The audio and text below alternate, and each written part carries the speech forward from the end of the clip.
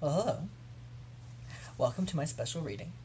I've decided to make a little video reading my favorite scenes from The Lightning Struck Heart.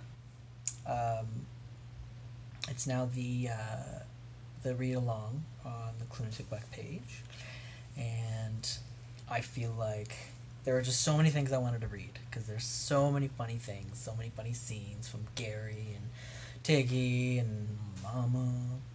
So I just wanted to compile a couple of scenes and just read them out to you since I have so much fun reading. Okay, so let's begin. Let's see, this one is chapter 13. We're fine, I said. I think he was being an ass. I was being an ass. He apologized, and I said, okay, and now we're here. Cool, bro. Cool story, bro, Gary said. Now tell me the real version. I sighed. He thought I took Justin out to the sparring fields, not the other way around.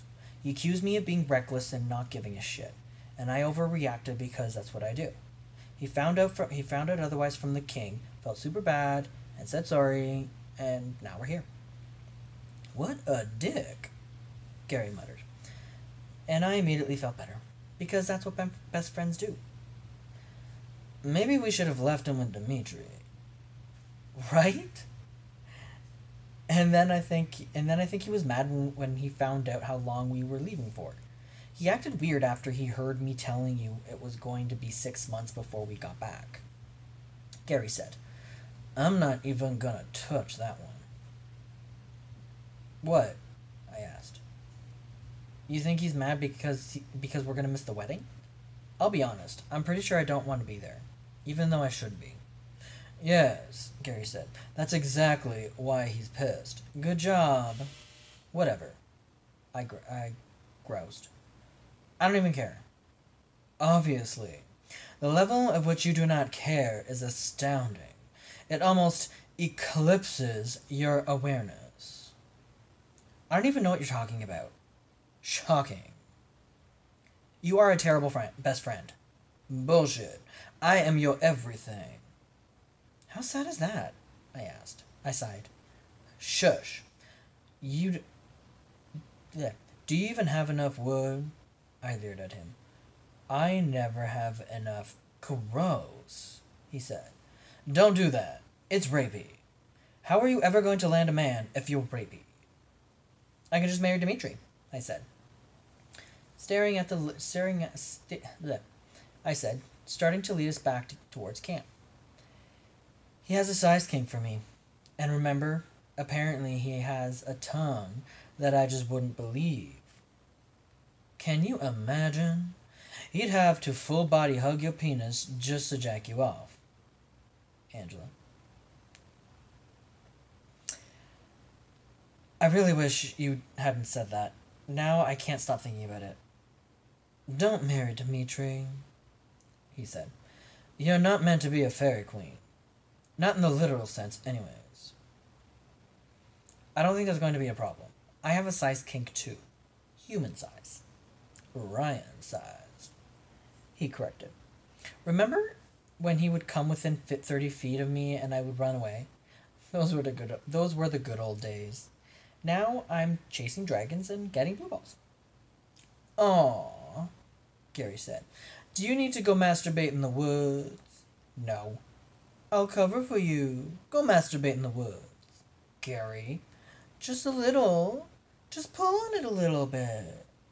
Gary, he sighed. Chin up, kitten. We'll get through this just like everyone else does. You're not the first one to be stuck in a crapshoot. Pretty soon you'll look back on all this and wonder what all the fuss was about and say, Ryan who? And then you'll... Holy crap. Holy mother of crab cakes and a shitstorm. You will never get over him because of sheer magnitude of all of his perfections. I was feeling good about myself up until that last part. I turned to scowl at Gary, but his eyes were wide and staring over towards the river.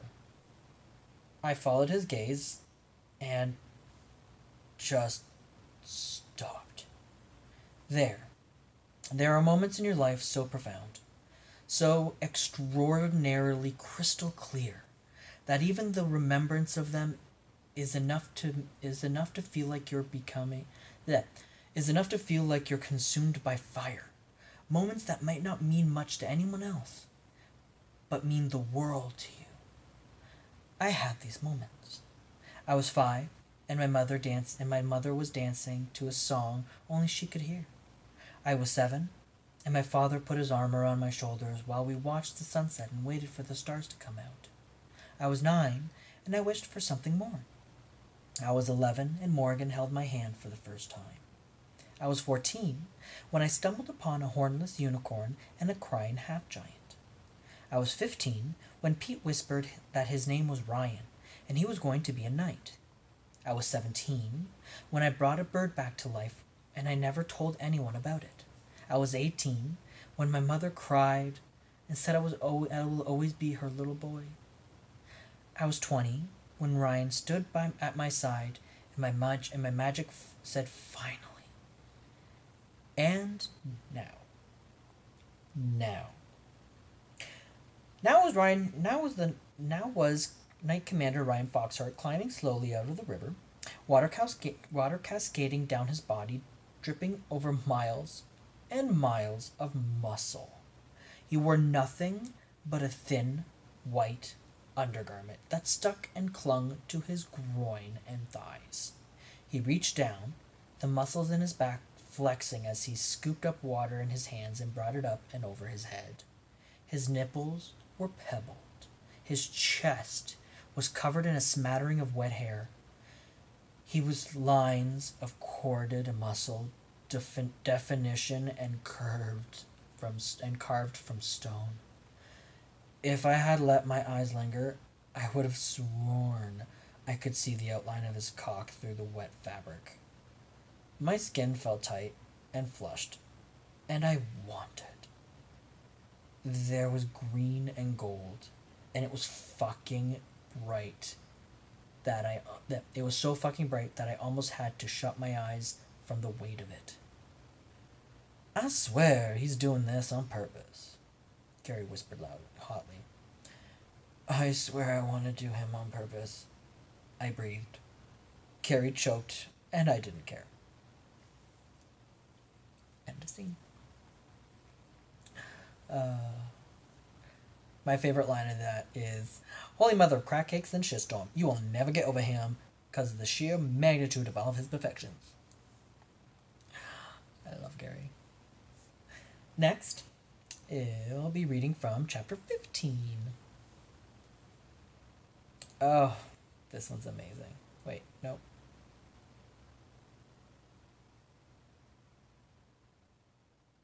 Sorry. Bear with me. There we go. Alright. And start. Sam, she purred, voice deep and strong. What a pleasant surprise this is. Mama, I said in greeting. I walked around the desk and took her hand in mine, kissing the back of it.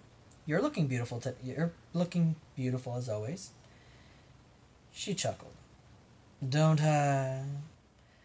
I woke up this morning and thought to myself how wonderful it is that I am able to grace others with my presence. I kissed her hand before letting it go. Humble that.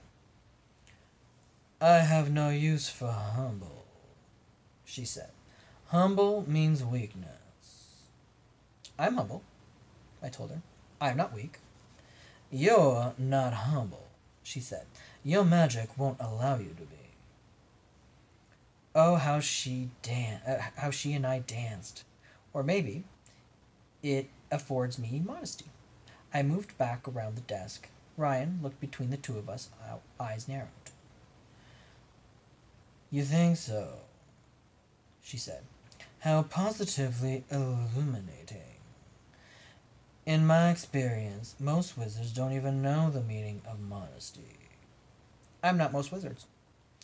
Oh, how I missed you, Mama said, clasping her hands together. It's been far too long, precious. I don't like it when you're gone from me for too long. Tell me, are the rumors true? I said, I almost didn't want to ask, but Mama expected me to. She would have her say with or without me prompting her. And what rumors would those be? She glanced over at Ryan, the first time she acknowledged him since we'd come in the room, and I knew she could play coy. But Mama had never met subtlety. They weren't even passing acquaintances. I don't think you could be subtle and be a drag queen. It just wasn't possible. A knight, then? She asked innocently, though her eyes gave her away. Knight Commander Ryan Foxhart, I said, trying to keep my voice even. Betrothed to Prince Justin, the future king consort. Sir, he said. Then he coughed, choked, maybe. Ma'am, lady, ma'am, your majesty.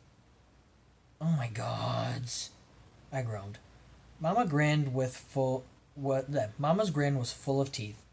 Your majesty, I could get used to that. She held up her hand towards Ryan. He stared at it awkwardly until I kicked him in the shin.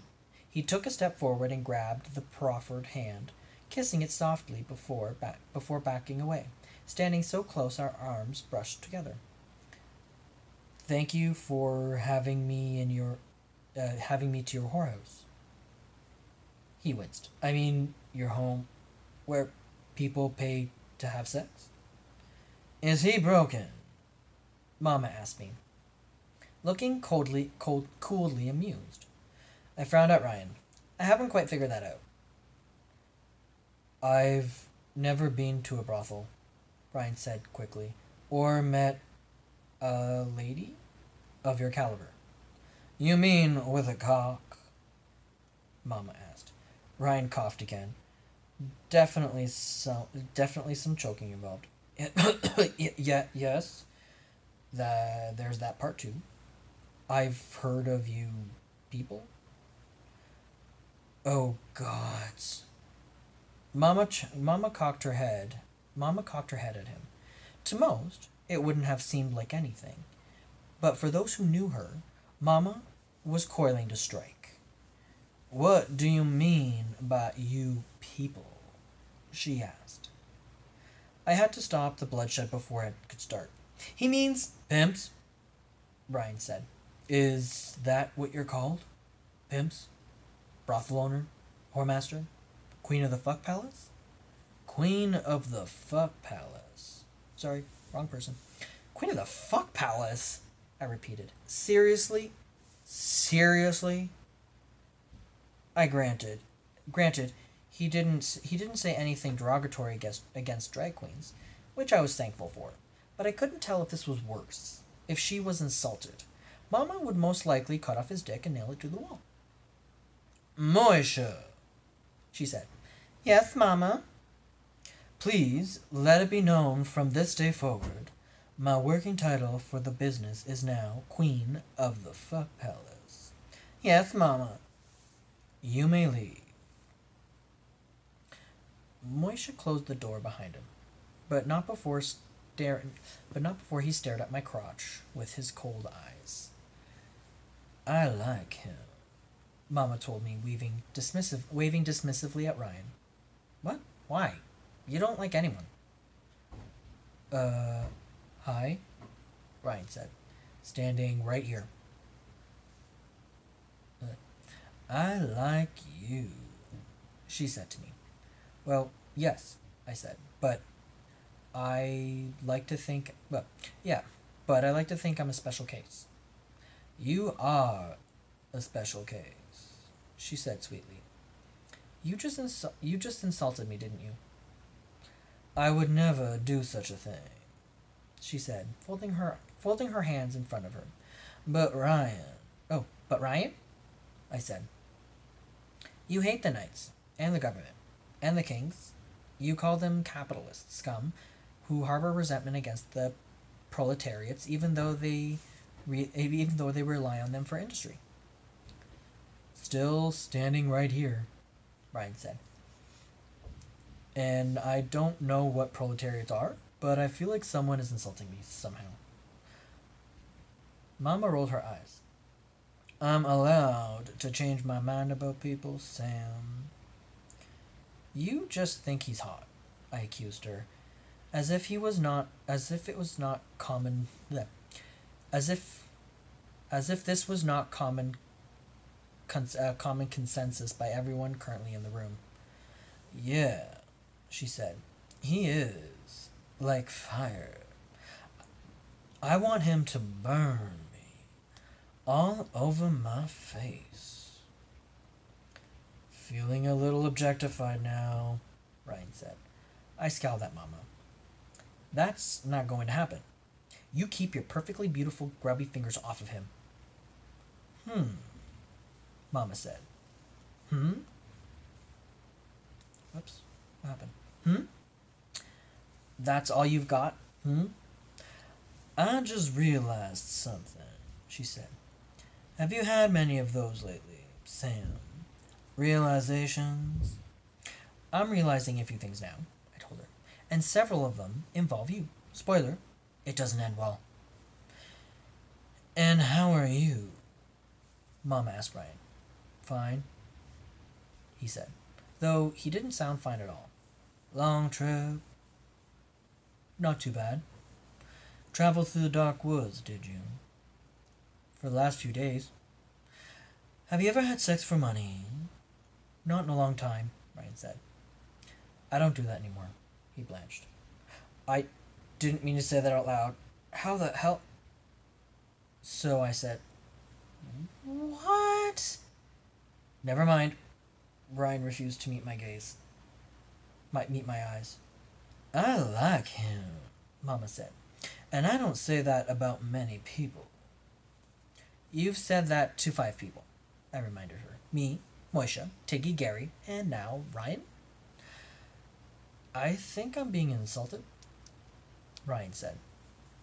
Where are Gary and Tiggy? Mama asked me. Outside the city, I said. We were trying to keep a low profile. Too many people know our faces right now.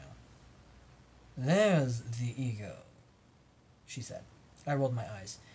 It's a loud unicorn and a half giant. It's not about ego or subtlety. It's more practical. Especially when you're coming to see the Queen of the Fuck Palace, she said. I blame you for this. I blame you for this, I told Ryan. All of this is your fault. I don't even know what's happening right now, he said. You're being interviewed, Mama said, for a job.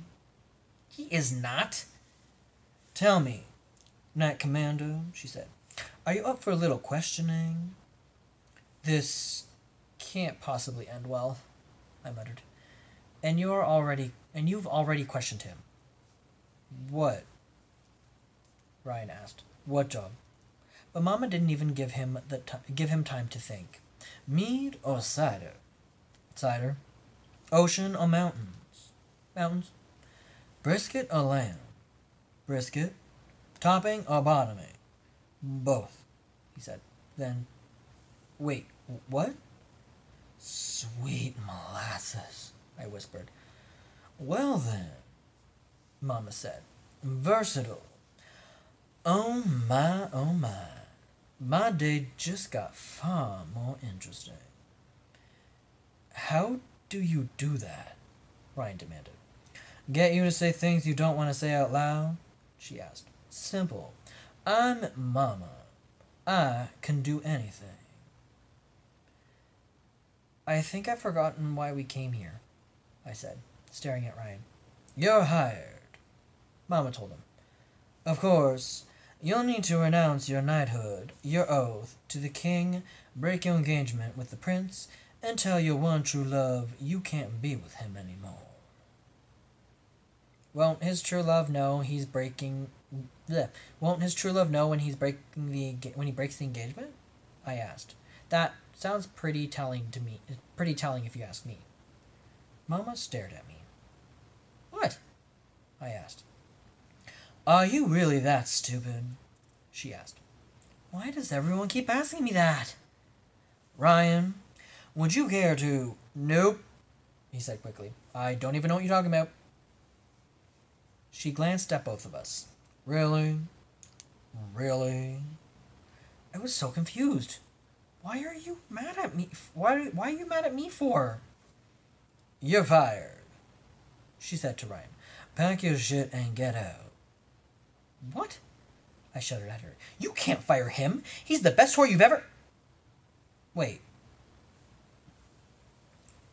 I don't have any shit here, he said. Or asked. I wasn't sure which. Oh, Mama said. Then it'll be easier for you to leave. I've never been fired before, Ryan told me. I feel strangely upset by this whole thing. Mama tends to do that to you, I said. Strangely upset or uncomfortably aroused. It's almost the same thing. Are you going to put Moishe out of his misery? She asked me. If by out of his misery you mean kill him, then maybe, I said. I honestly thought about it for years. You know what I mean. Then no. That would not put anyone out of their misery. In fact, there might be more misery. Like, tons of misery. Moishe wants to have sex with him, Mama told Ryan. He has a wizard kink, I muttered. No, Mama said. He has a you kink. I grimaced. That's not helping. He's not having sex with Moishe, Ryan growled. Mama's eyes gleamed. And just why is that, Knight Commander? Because. Great answer, Mama said. I believed it. Right down to my toes. You don't own me, I reminded him. Do we need to go through this again? Again? Mama asked. Fairies, I said, trying to remember what it was I needed to ask Mama. She tended to suck me into her circular conversations, and I always left without remembering why I came to begin with. Dimitri. Oh no, that's her. Dimitri. I nodded. A few days ago. I started to tune them out so I could think. I needed something from Mama. Everything wants to have sex with him, Ryan said. Really? Mama asked. Everything. Imagine that. Dark wizards, Ryan said. Tiny men with wings, fan clubs, dragons, guys with weird ears, because apparently that's so cool, and whatever. You know, we all have ears. Gods. Mama said. And just how much do you want to fuck? I remembered! I said quite loudly. I wasn't even sure what they were talking about, but I was sure that I could wait. Old Clearing! I like Mama. She's pretty awesome. It was a little rocky there, but I really like that chapter. Well, that part of the chapter. Anyways, next, chapter 17. Yeah, this is a short one. Sam. I ignored him. Sam. I marched resolutely forward. Sam, Sam, Sam. It was such a nice day out. Sam. Not too warm. The breeze felt good. Sam. Sam, Sam, Sam, Sam, Sam, Sam, Sam, Sam, Sam, Sam. What? I snarled at Gary. Hey, buddy, he said. Hi. You got something you want to talk to me about? No. I made sure not to glance back where Ryan and Tiggy were walking a bit behind us. We were halfway to Tarker Mills, and this was the first time Gary had managed to get me reasonably alone ever since Randall opened his fucking mouth. I'd plotted at least 57 ways that I could kill him, each more violent and gory than the last. I was almost scared how bloodthirsty I seemed to be. But then I reminded myself that Randall had spilled, and I really didn't give a fuck. So, you don't have anything to say at all? Not a word. No stone unturned. Nope. I was able to stop myself before punching him in the face. Barely. When I was little, you know what I wanted to be when I grow up? I don't care. A stonemason. Oh my gods. When I was a wee slip of a unicorn, I went through a rebellious stage. Got stoned a lot. Gary. Sometimes when you get angry, your face gets stony. Gary. My mother once gave me a piece of advice. She said, a rolling stone gathers no moss. Are you done? Yes. No, wait. Did you hear I was sick last week? I had kidney stones. Okay, I'm done now. I glared at him. He smiled back. We walked on. So, he said less than 10 seconds later, because he couldn't stop anything ever. We gonna talk about it? Nope. Like, at all? Not at all. We gonna talk about how you didn't even tell me? Nope. Huh, he said. Then, well, I'm gonna talk about it. I'd really rather you didn't. Of course you would, because you're about to feel my wrath. Gross. Not like that. Stop making it weird. I'm talking to a hornless unicorn named Gary. It's already pretty weird. Point. Now, first things first. When are you going to sink your ass down on his cock? I tripped and almost fell. Gary said with a frown. Maybe I should have gone with something different. Maybe I should have gone with a different approach. Are you out of your fucking mind? I hissed at him. You can't just say stuff like that. He might hear you. Gary rolled his eyes. Oh, please. Terry's keeping him distracted for me. And you've planned this? You always have to have a plan when you're going into battle. I'm not going to talk to you anymore. Sam.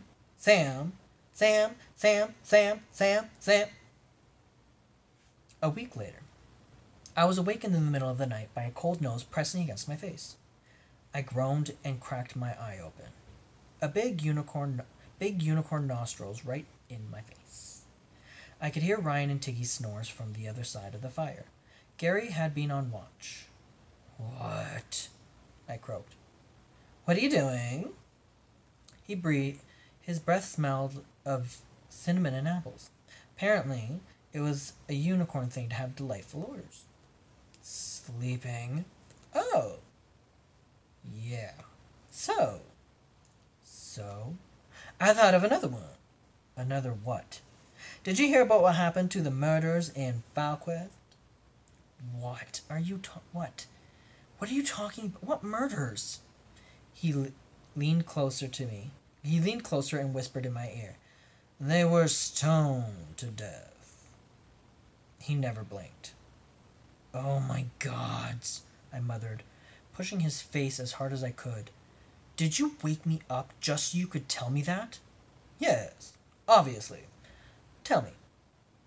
Fuck off. I rolled back onto my side and pulled the scratchy blanket over my head. Right before I fell back asleep, I heard him whisper, I'm never going to forgive you for I'm never going to forget about this. You will succumb to my power of this unicorn.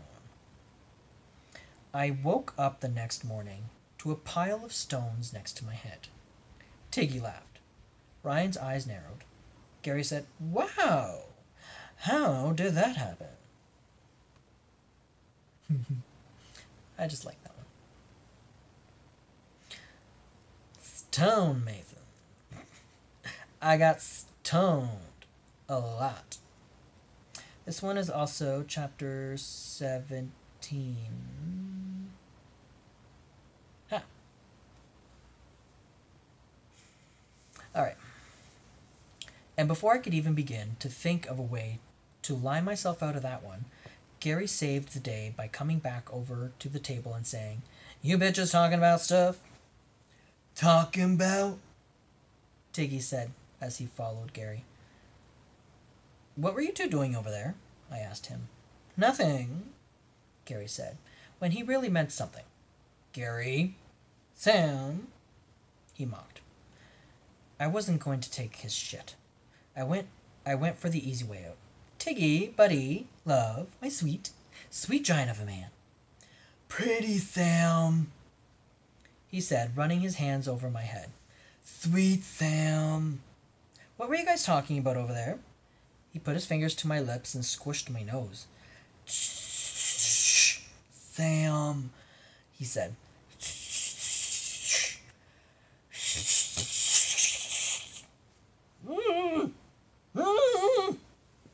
You two look cozy, Gary said, looking between me and Ryan. We interrupting something? I was just telling Sam about the fan club meeting I ran into mid-afternoon the day before we left the castle. Fan club, Gary said flatly. Mid-afternoon. Ryan had the decency to blush. Apparently I have fans. And they meet? At meetings, Gary said, eyes burning into me as Tiggy still shushed me. The day before we left the castle. Now, isn't that just interesting? My eyes went wide. He knew, God's damn Perceptive unicorns. Sam, Gary said, because he was evil. Weren't you at a meeting the day before we left the castle? A secret meeting that none of us knew about, that none of us know anything about? That you often attend by yourself? Tiggy dear, Gary said, let Sam breathe. I'm sure whatever he's about to say will be most enlightening. Wouldn't want him to die by getting fingered to death. Or whatever it is you were doing. No finger, Sam, Tiggy said, insulted. I no finger him to death. He pulled his hand away, and I pulled in a great, gasping breath. Stop saying fingering, I panted. Gary's nose wrinkled. Well, when you say it like that, it does sound unappealing. But back to the topic at hand. Sam, love, sweet pea, meat muffin, did you hear that you and Ryan attended meetings on the same day around the same time? Gosh, I exclaimed. What an amazing coincidence. No two people have ever had meetings at the same time before. Gary said. I'm surprised you two didn't corner each other. Zing, Tiggy said. So much zing. And here's the conversation I don't understand again. Ryan sighed. I don't understand it either, I said. Or anything Gary is saying. You shouldn't want to. I don't. I just like how Gary finds out about the secret meetings of the Ryan Foxheart fan club. What's this one? This one is chapter 20. Oh my god, yes. I love this one. This is funny. Chapter 20. When I came to, I was aware of three things. First, I had a bitch of a headache. Second, I hated corn and Tarker Mills with a passion. Third, Ryan Foxheart wanted to sex me out. I opened my eyes and became aware of two more things. I was tied to a post in the middle of a valley on a stone altar with heavy chains wrapped around my chest, arms pinned to my sides. And I was alone. Motherfucker, I muttered. Maybe I did get captured too much. I still felt sluggish and heavy, the Capulsion elixir still running through me. Which was just peachy. I hadn't been out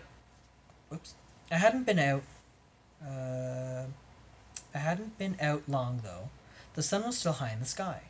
There were fat white clouds above the bright green grass below. A soft breeze blew through my hair. It smelled sweet. It would have been relaxing had I not been chained to a sacrificial altar, and the fact that I did not smell sweet. And the fact that I did not smell sweet. Apparently, at some point during my unconsciousness, I'd been sprayed with what tasted like some kind of meat juice. What I thought was some kind of meat juice, and not the pheromones taken from the anal glands of a yak. That I'm sure I was supposed to make me more appetizing to large predators that wanted to eat me. I wondered just how many people Eloise had done this to, or what they were going to do with Gary, Tiggy, and Ryan. I turned my head as far as I could, trying to look behind me. I couldn't see much as the post was very wide. Just the valley stretched out far. The altar itself looked brand new, the stone smooth and shining in the sun. I remembered that technically there had only been a cult to use such altar for 47 days. I gave serious thought to Ryan's comment that I really did seem to be the common denominator into Verenia's what the fuckery. But then I remembered one time that Morgan had accidentally become an amnesiac bearded lady in a carnival for 6 months, and I decided it was more of a wizard thing than a Sam thing. I felt better after that. For a couple of minutes at least. Then I was just bored. I'd really like not to be chained in the middle of this field. I told no one in particular. 10 minutes later. Cheesy dicks and candlesticks and everything you need. Listen as I sing a verse or six in this land of sloth and greed. 10 minutes later. Ryan wants to do me. Sweet. 5 minutes after that. Oh my god. He wants to do me. What the fuck am I going to do? He's engaged to the prince. Everyone's going to find out, and I'll be a homewrecker, and I'll be arrested and thrown in the dungeons to poop in buckets, and I will never see the light of day again, all because I couldn't control my feelings around my erection, and I... 34 minutes after that.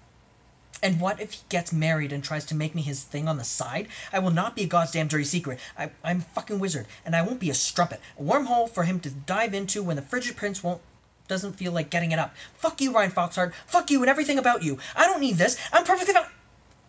26 minutes after that. And you can sure as shit bet that if he makes me dress in a garter belt, I'm gonna make him wear one too. And I'm not gonna let his kinks rule over mine. I want to fuck him while he wears nothing but... Oh, that's better. Because all of a sudden, that heavy, sodden feeling lifted as if it had never been there at all. I could think clearly, my magic crawling along my skin. I still felt like a little tickle at the back. I could still feel a little tickle at the back of my throat and neck that said, obey, obey, obey. But it started to fade. It wouldn't last much longer.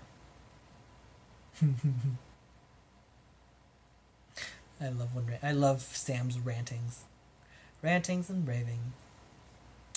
All right, next one, chapter 25. Oh, Kevin, I love Kevin. I can't leave everything, Kevin growled at me the next day. This is all my stuff. We can't carry hundreds of pounds of gold and jewels, I reminded him, or thousands of books, or your completely random collection of 47 push rooms that I don't even want to ask about. Kevin, I'll be honest with you. I think you've got a problem. His eyes narrowed. What problem? You're a hoarder. No shit, I'm a dragon. No, but, like, you really hoard. I like pretty things. I like shiny, pretty things. Push brooms aren't shiny or pretty. You shut your whore mouth. Kevin snarled. Oh boy, Gary said. This is going to get awkward. I like brooms, Tiggy said. We take brooms? No brooms, I said to Tiggy. His shoulder slumped. Tiggy never gets anything, he muttered. Oh my gods, I said. You're like the saddest thing I've ever seen. Damn you, Tiggy. You can take 1 broom. 7 brooms, he said. 3, 2, he countered. I don't think you're doing it right, Gary said fondly. One, he shouted. One broom! He cackled and ran towards the brooms. See, I said to Kevin, compromise. Okay, Kevin said. Here's my compromise. I take all my stuff, and I won't burn your face off. You can't compromise with violence. I'm a dragon, he said. I can pretty much do whatever I want. We can't carry all of this stuff with us. I can make multiple trips, he said. I'll fly back and forth while you guys walk back to the castle. Oh, I said, sighed more heavily than the situation required. I guess this stuff is important, especially if you're willing to leave Gary unprotected all that way, with all the dangers and murderers. What? Gary said. The murderers, Kevin whispered. The murderers, I whispered back. Kevin gasped and brought his front claws to his chest. I would never leave him unprotected, especially from murderers. You, sir, are a villain for even suggesting such a thing. He is my fire, the reason for which my heart beats, I hate you so much, Sam, Gary muttered. Very air that fills my lungs. The sun rising in the morning, the moon rising at night. The reasons why birds in the sky and flowers in the fields. Shouldn't have left that pile of stones in my head, motherfucker, I whispered to Gary. Payback. Wild style. The way the light refracts off the river's surface. The reason golden leaves fall from trees. He is responsible for the sweet breeze of spring and the lovely bite of winter. Yeah, I said. I don't think he's done any of that. All that, Gary said. I've done all of that. Biting winter and moon leaves or whatever. I'm pretty much amazing. You can't leave him unprotected. What if someone might steal him away and make him a dancer in a burlesque? Wait, Gary said. You never said there was a burlesque involved. Just how big are the production values? How much say would I have in the direction of such show? Minimal, I said ominously. To both. Gary whirled on Kevin. You better not even consider leaving me to get kidnapped in some cut-rate high school production of a sex show. I swear to you on all I have that you will never get to sample all of Gary's goods because the bakery will be closed. And girl, let me tell you, my muffin is delicious. He licked his lips obscenely. Scarred for life, I breathed. This was a bad idea. Muffin? Kevin asked. Delicious, Gary purred. But, Kevin sputtered. My stuff. I just like the cut-rate school production of a sex show. Cut-rate high school production of a sex show. Anyways, my last scene, the funniest of them all. The 13th night. So, Gary said, Kevin and I need to go into the forest for food. I stared at the both of them. For food. Like berries or something? Berries, I repeated. Yes, Kevin said. So we can have fruit for breakfast? Berries. Forest berries, Gary said. From the forest? Fine, I said. I'll take the first wash. Don't take long. An hour later, things got gross. I was lying by the fire, I was lying by the fire listening to Tiggy snore next to me and watching the stars above while I heard its echoing through the trees. At first I thought it sounded like ghosts eating feral cats.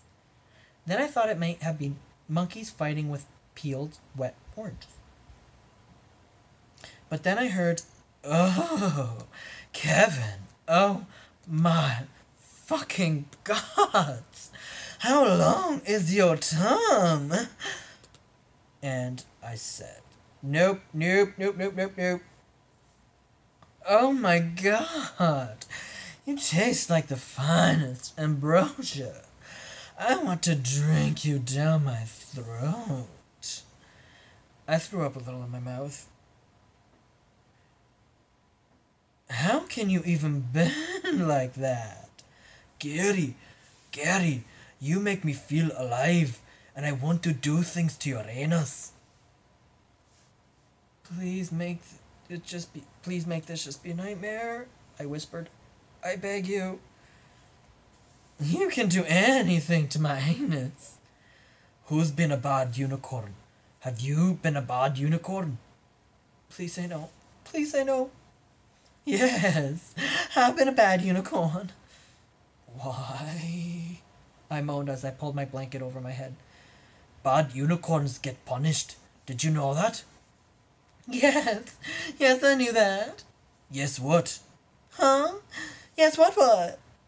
No, you're supposed to say, yes, sir. Oh, we're really going there?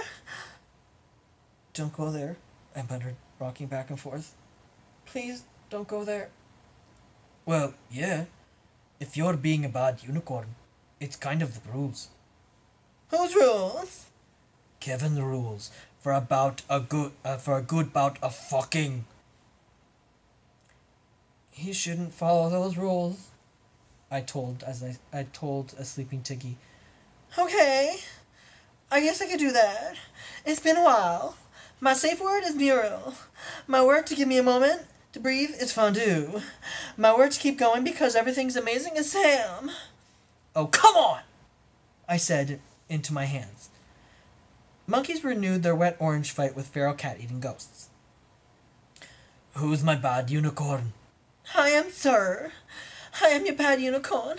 Spank me with your mouth. Is this okay? Does this feel good? Sam! Sam! I'm so Sam right now. This is not okay, I cried. Nothing about this is okay. Tiggy continued to snore. You naughty unicorn. I'm going to teach you a lesson in respect. Make me respect you so hard. I am Sam. I am Sam. I am...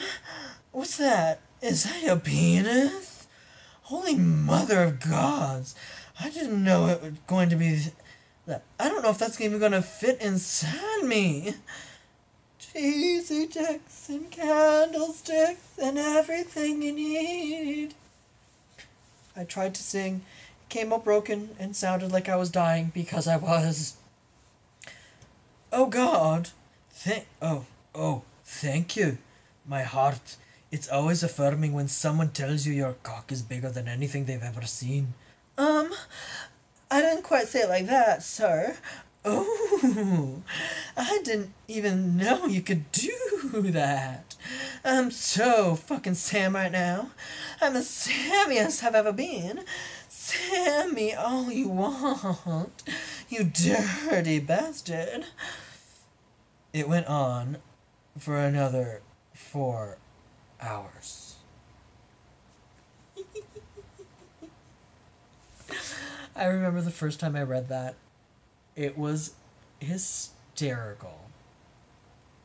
Damn.